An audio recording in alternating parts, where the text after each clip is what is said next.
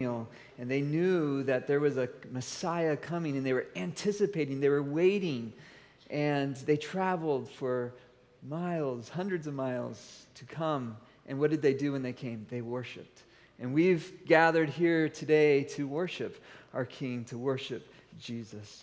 Well, on Christmas Eve, I perceive that there are some excited kids in this place. Are there excited kids here? And I think there's maybe even some excited adults and parents. There's anticipation, right? We look forward to days like today. We look forward to moments like this where we have a holiday and we set apart our regular activity to be with people that we love, to enjoy delicious food.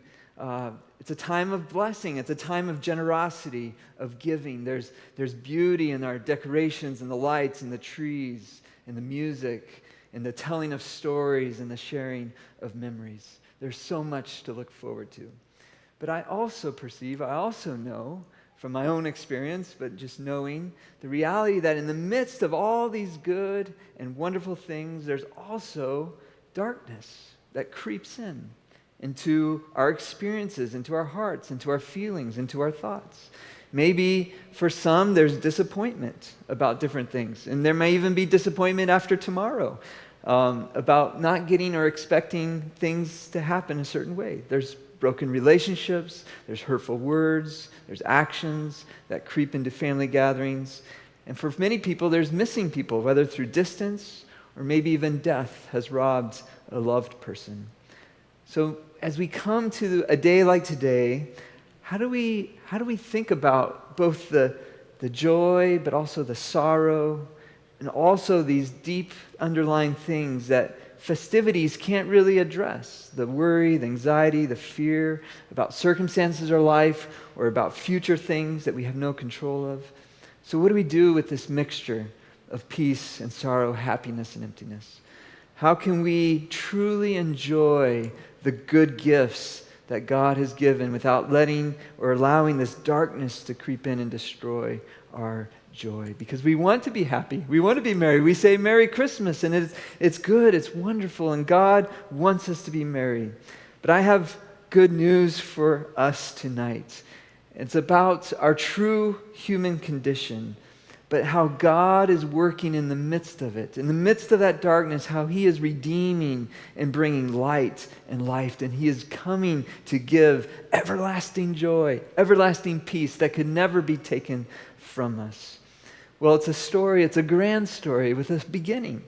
In fact, the very first verses of the Bible tell us the beginning of the story. It says, "In the beginning, God created the heavens and the earth."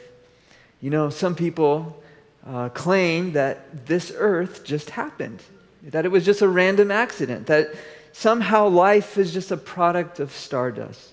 But if this were the case, then there would be no rational order, or there would be no understanding of conscientiousness, of understanding existence or morality, or any meaning or purpose for our existence. But as we've seen in our culture, as the belief in God has been abandoned, it's no wonder that we see this rise in depression, anxiety, and despair. Because if meaning is subjective and it's only based on our human experience, boy, that's a shaky foundation for meaning if it's only what we experience. No, I believe, and I think the Bible tells us clearly that we were designed for a purpose and a meaning, for value outside of ourselves. The Bible tells us that we are created beings. Humans, we are made in the image of God. That's a wonder.